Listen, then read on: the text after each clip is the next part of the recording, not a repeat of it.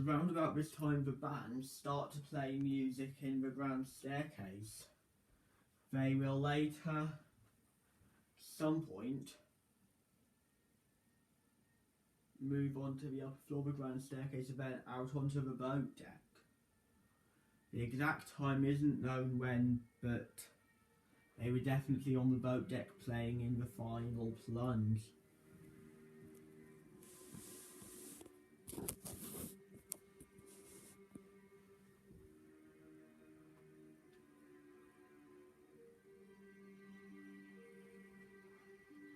Round about this time as well, Thomas Andrews finds water on, well, now starting to flood F deck. The F deck portholes have started to submerge, some even totally immersed.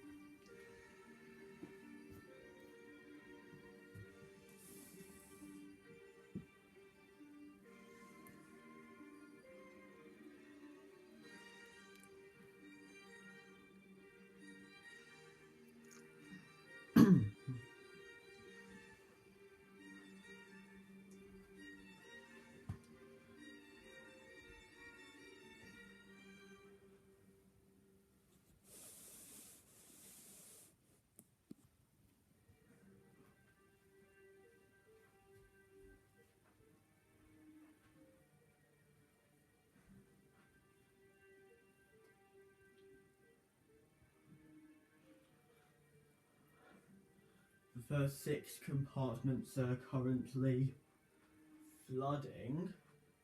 Just a minute. All water is flooding boiler room 5 through the coal bunker door. However, efforts are being made to make that area watertight.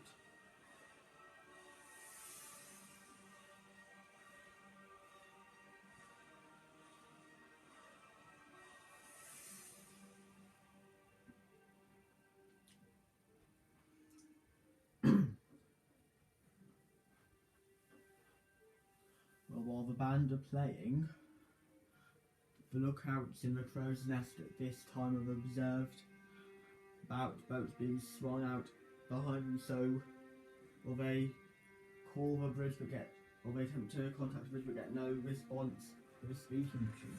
They then abandon their post to find out what's going on. To round about this time as well, the lights of the steamship is spotted in the horizon.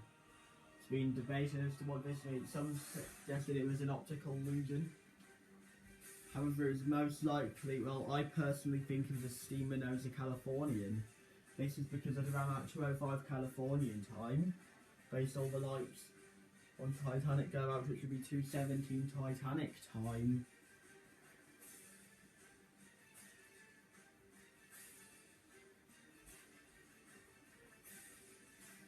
Well, the captain of the Californian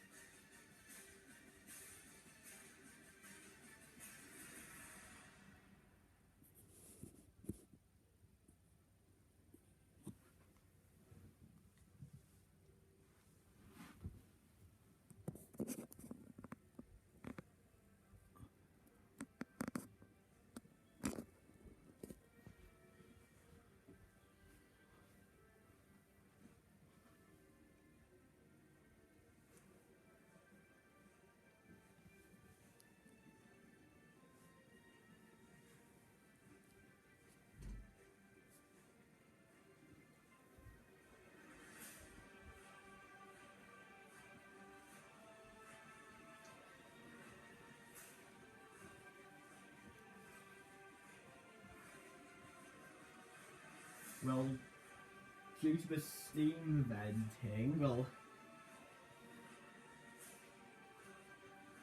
the damage inspection below decks has been finished. seeming non-pointless as in his cabin, and suddenly the wall between his room and a flooding area separates off, flooding a room with 3 feet of water. He then leaves to go to the boat deck.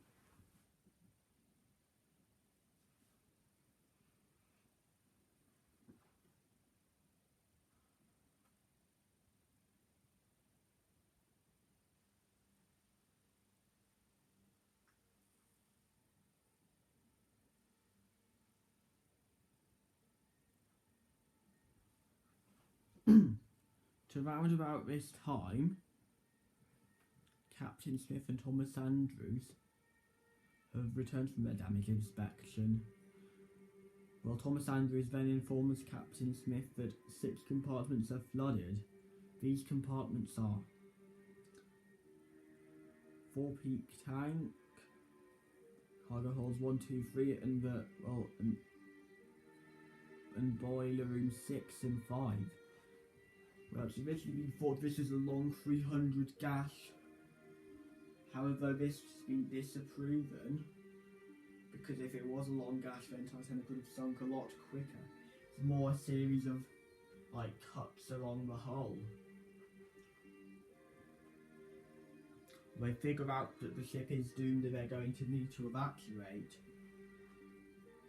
Thomas Andrews says Titanic is 1 hour, maybe at the most 2 that they have to survive, or to 1.5 hours.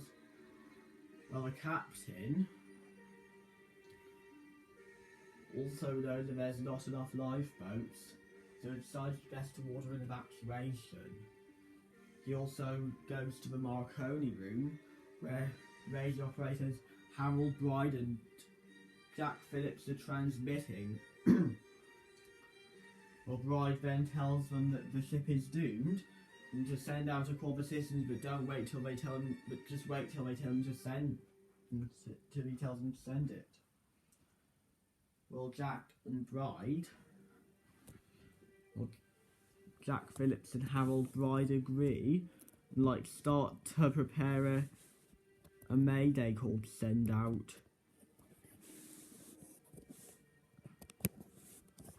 They're using the code CQD, which is short for Come Quick Danger.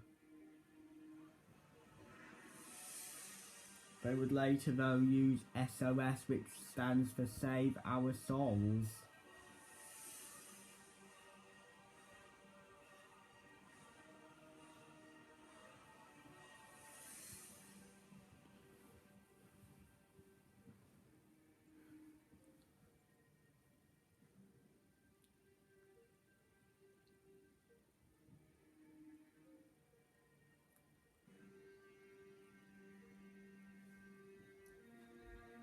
Well, basically,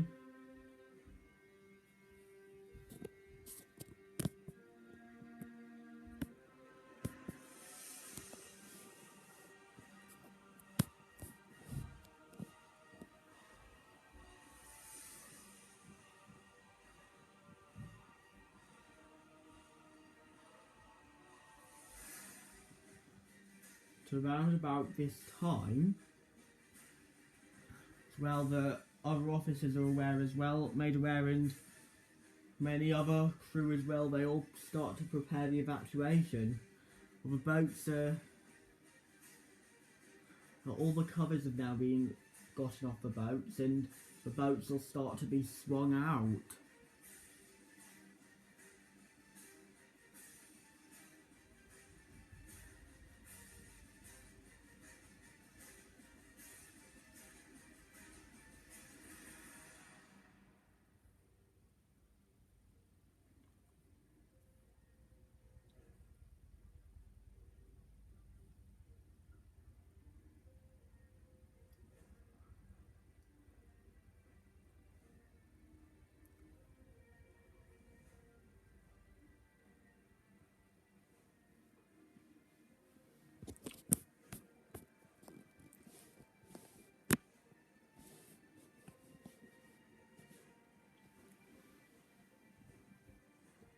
So around about this time, F deck is now fully submerged, and the portals on E deck are starting to flood.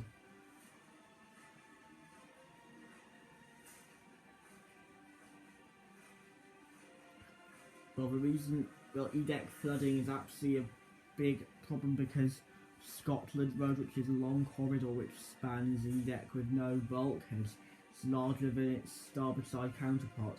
This would later contribute to a port list later in the sinking, which would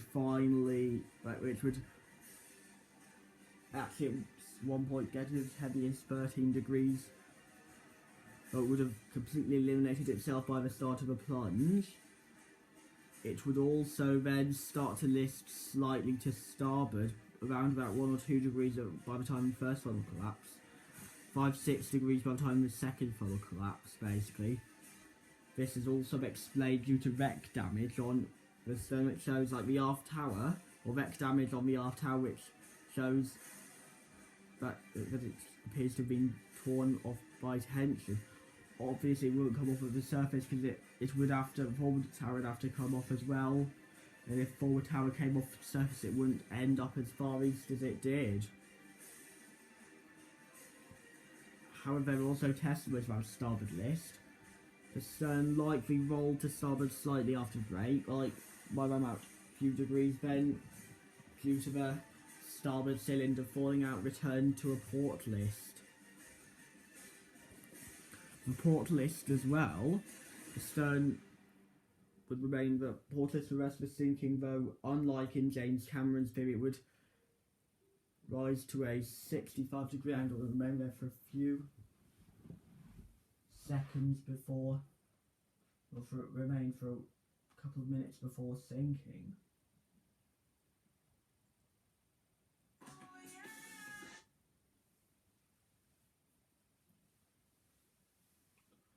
To round about this time,